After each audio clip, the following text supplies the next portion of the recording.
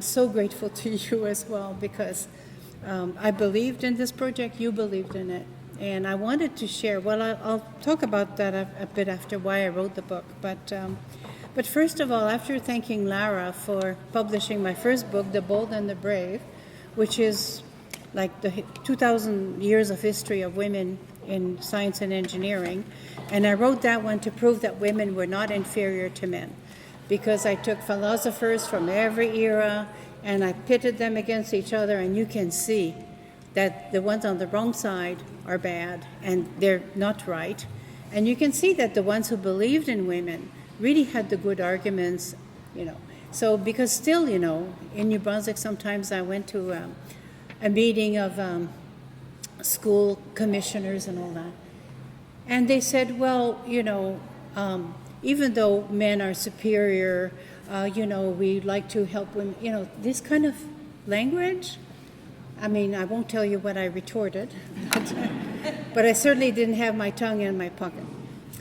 So I wanted also to thank Marta. Marta and I go back 1990, 91, and we've been friends since then, and Marta's wonderful hospitality with her husband John, and it's been really, we worked together on the Toronto Forum, 1991, that was major. 200 people came here it was at UofT with Gary Heinke at the time, and it was an amazing event where women told their stories, people told about, you know, what they would do to have more women and all that. So that was great. And Marisa Sterling, I really have to thank you as well for doing this today with us. And I'm so glad you got to be PEO president. You know, that was quite an achievement. Here I have the Canada Council for the Arts. They were very generous. They gave us the grant. So my sister Suzanne, she's just a little older than François there, my brother, the filmmaker, and she translated the book. Now she struggled. You know, engineers, we have tons of acronyms, and we have a lot of technical language in that book. And so she did a great job. And, you know, she persisted and called me with Zoom, you know, in Thailand. And we had 11 hours difference, but we managed. And she did a beautiful, beautiful job. And also Claire Deschênes. Claire and I have been friends since 1993 when I had the first chair. She invited me to go to Laval, and she then became the Quebec chair and all that. And she calculated that we've been working together for 31 years, 2,000 hours of work during weekends and holiday periods and evenings. So Claire did the preface, and it was amazing what she said about me. I didn't know, you know, what she thought about me, but now I know. And I'm very grateful for her friendship. And then all the attendees here, I have a connection with each of you. Even the young students there, you're working for the cause. So, you know, I have a connection. Robin, you and I started to work together in 79 in Moncton. You were a doctor there with the neonates, and I was an engineer getting equipment and stuff. And I have a connection with Tony. Oh my God, we worked many years together. And Monica is the daughter of my last mentor, the most incredible woman, Ursula Franklin, and she's in my book. So, and Beth, I met with you and Tony at your house several times. I can't name everybody, but Samina, my student, 20 years ago, she worked for me, and then for a summer, and she did a thesis on Africa, young girls and women, what's happening to them and everything. So that was amazing stuff. And I don't want to forget any of you, but all of you have a connection. So thank you for being here. Why I wrote the book. I think that I wanted to share the good, the bad, and the ugly. I mean, in there are some bad stories, and I put names and dates, everything, because I had a diary. Every day, I had a discipline. Every night I wrote in my diary. And when I wrote the book, I reread my diaries and I wrote.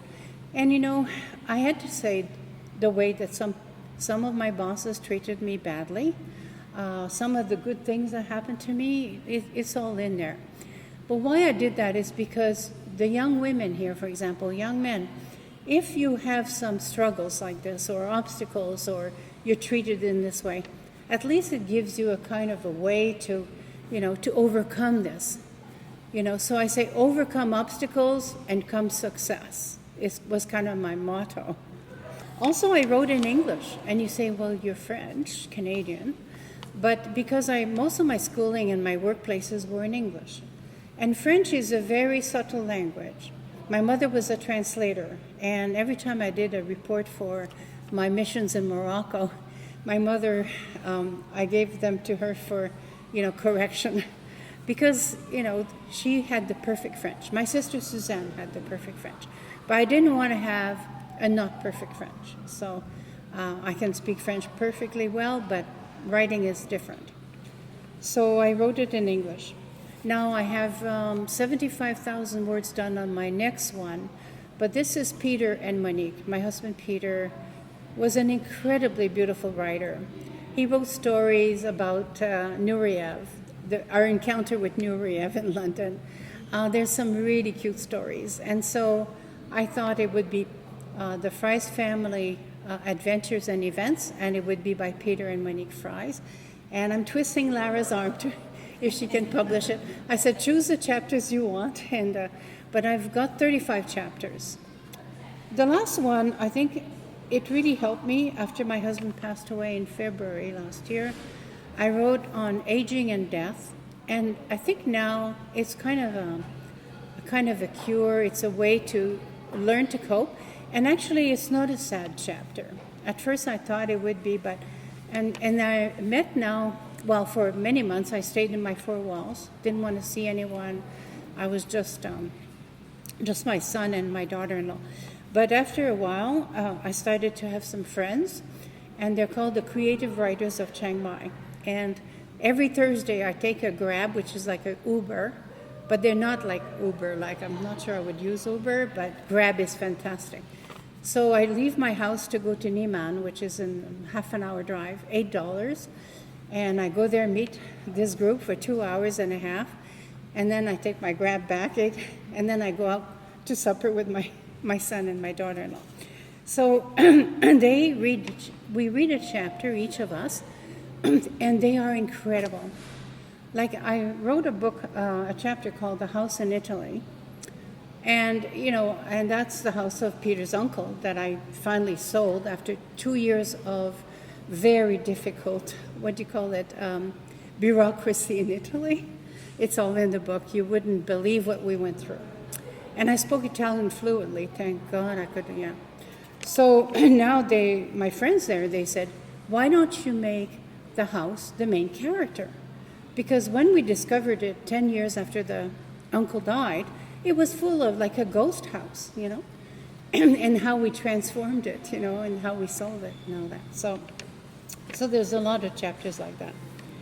So my best job was to be a professor at the University of Ottawa in Carleton.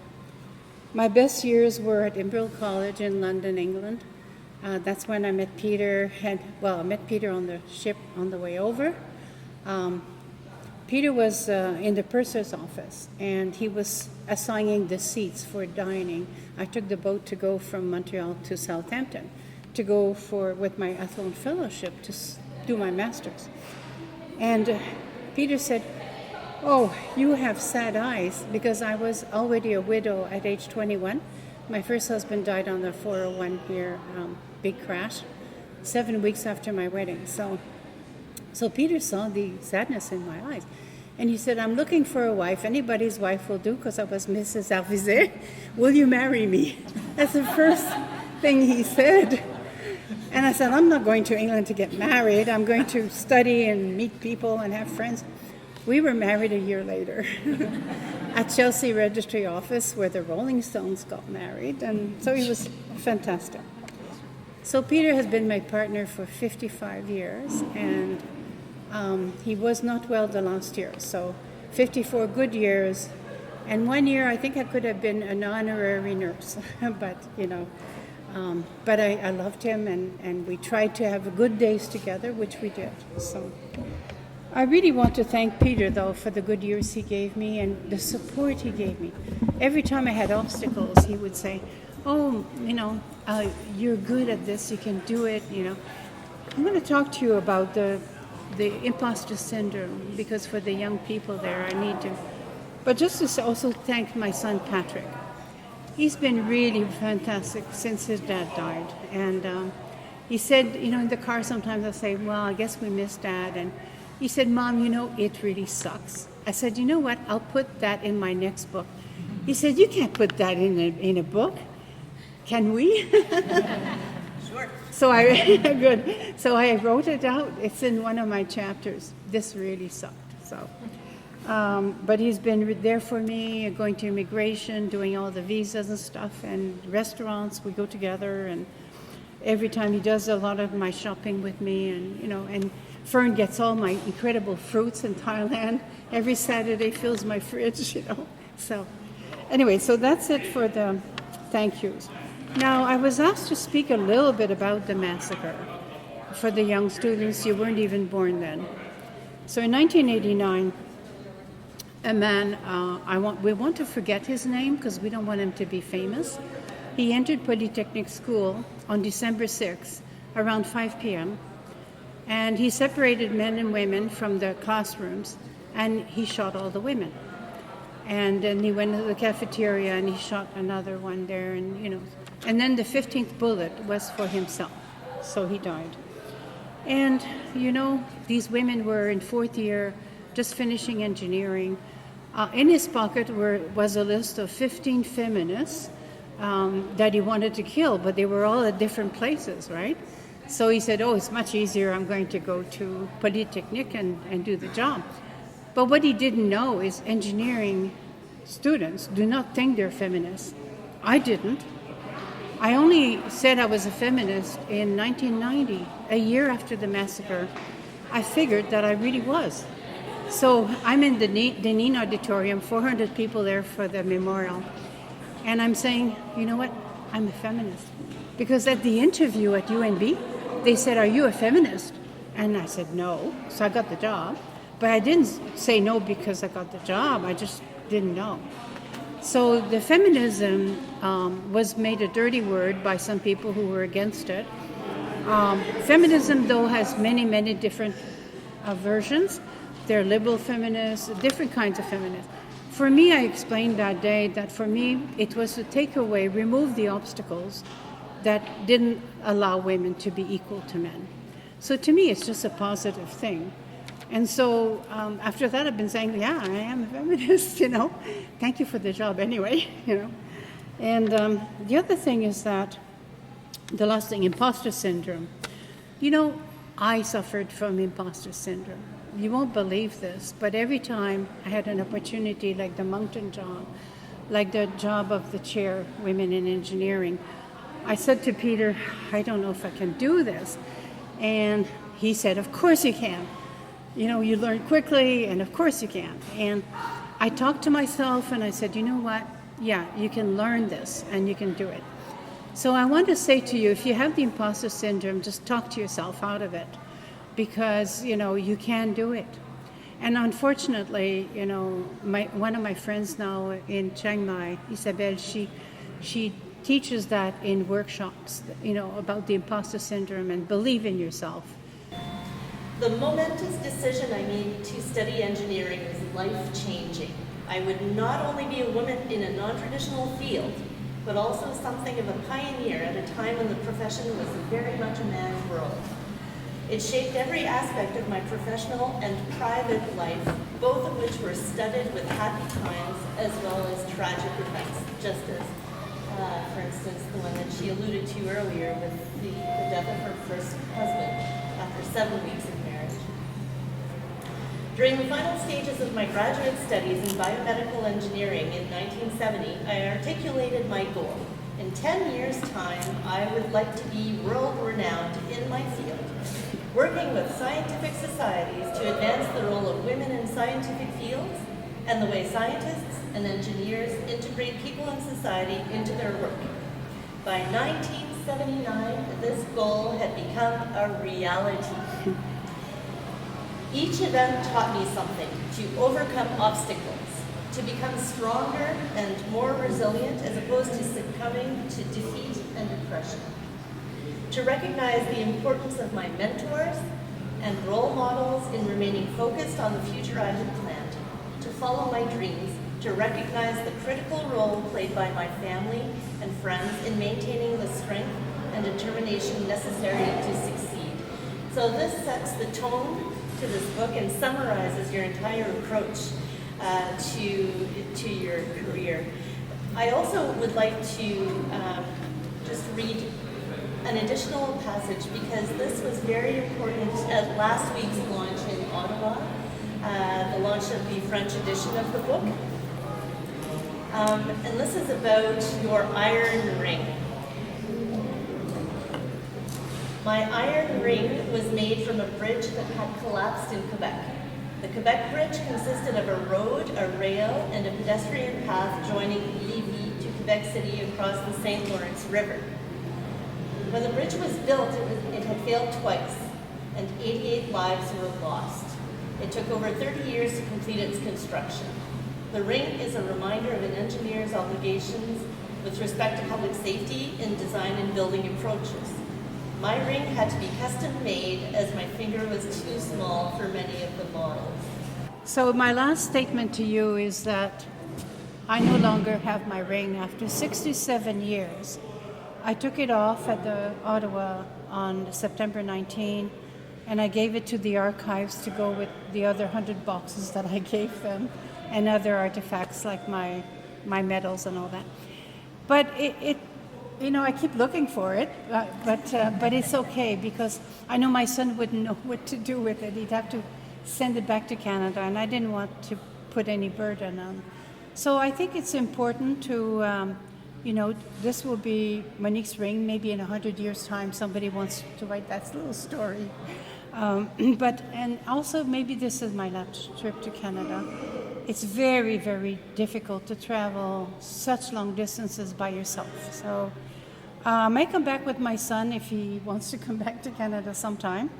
But I use Zoom and Teams and Google Meets and everything. So please contact me with these internet things because I'm in my room there and you can see me, and I can see you. So it's easier than taking 40 hours of flights that I have tomorrow to go back home. 4 flights, 40 hours. So thank you so much for being here, and I'll be happy to sign any books that you have.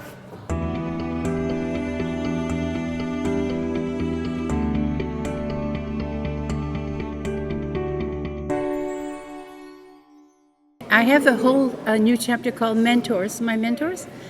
And one of them was Philip Thompson, a young professor at Ottawa U. He was telling me that I could really go to the IEEE competition and give a talk. So I worked on the summer in satellites, the first work on satellites in Canada. I was measuring, interference to relay stations. And he practiced me every day after school to give my talk.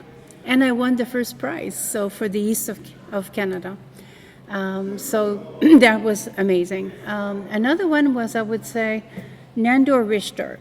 You met Nandor. Nandor has passed away, unfortunately, a few years ago. But when I had trouble with 2 Canadian men who were giving me a very hard time, when I was in this international group that you said, I joined in 79, then I was elected chair of the first clinical engineering division of the big federation, and they challenged my election twice.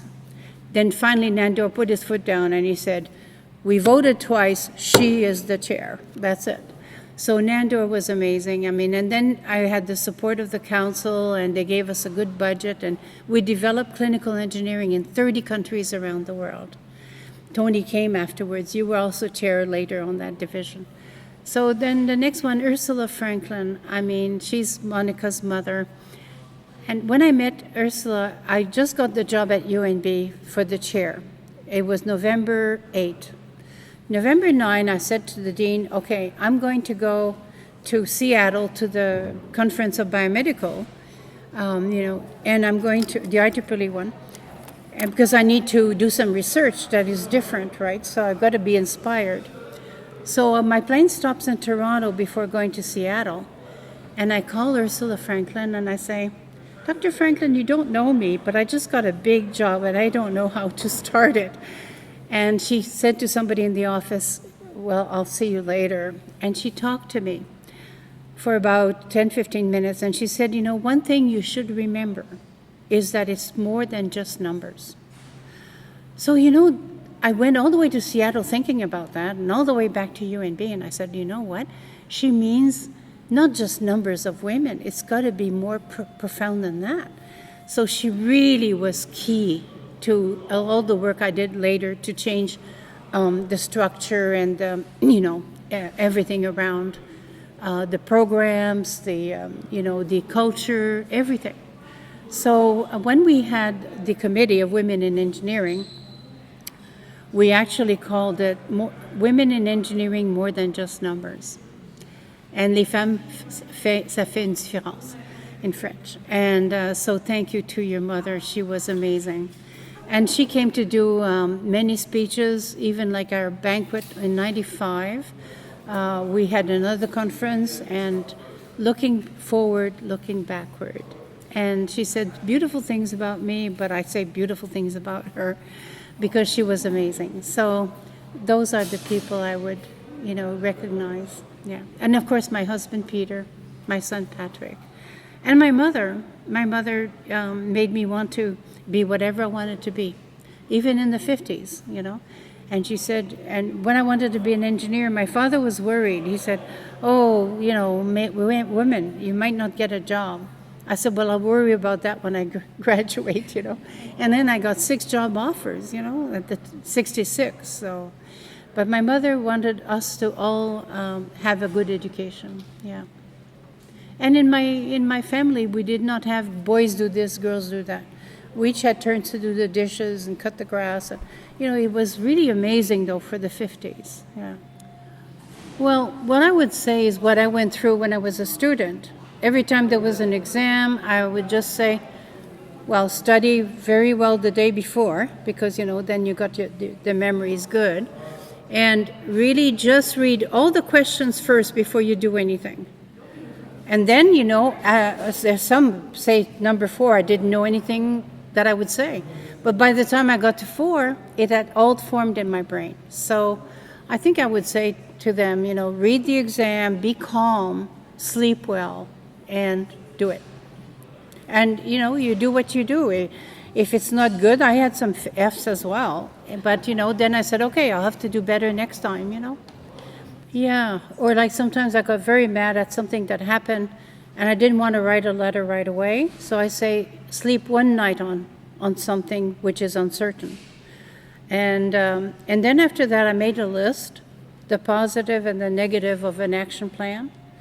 And then if there was more on the negative, I wouldn't do anything. And if it was more on the positive, I would do it. I think there are ways to analyze, and you can never be perfect, and I think you just have to accept that whatever you're going to decide is going to be done, and then you live with the consequence, and then you go to the next step, I don't know if that helps, but it helped me.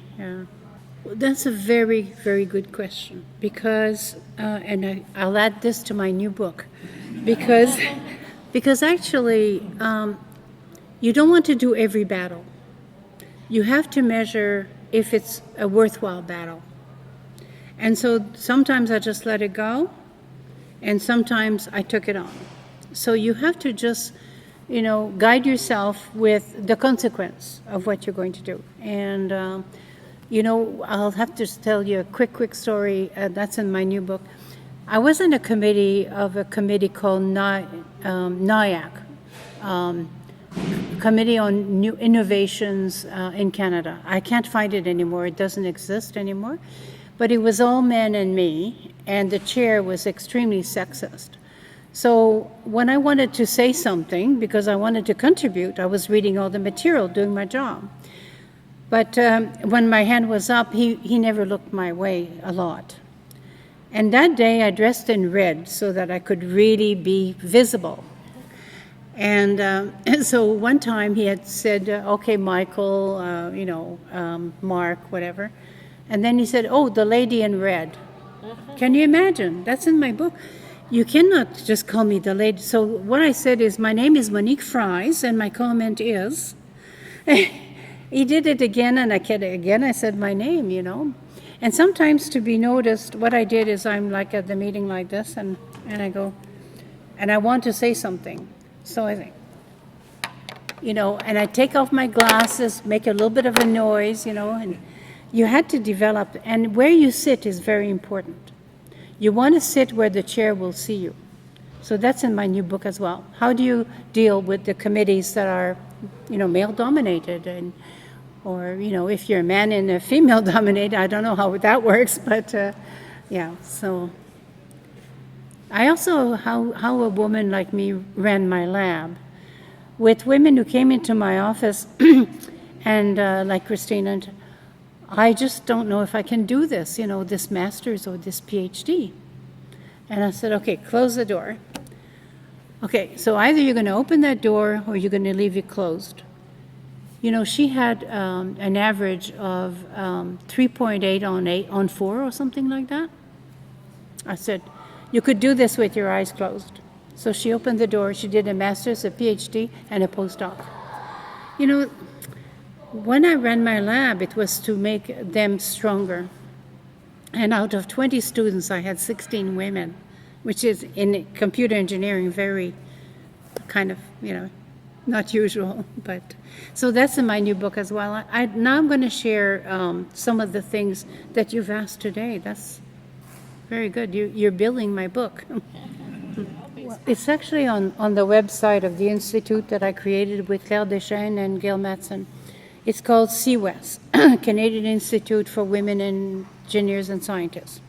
And if you go on the website, so CWES/ICFIS for the French, but CWES will do .org. If you go to reports, you'll see the original report of the committee 1992, the one that I chaired a long time ago. And then in 2011, we did a repeat at University of Ottawa. And there were 29 recommendations in the first one and 25 in the second one. So there's still a lot of things to do. And they're very clear there, from birth to retirement.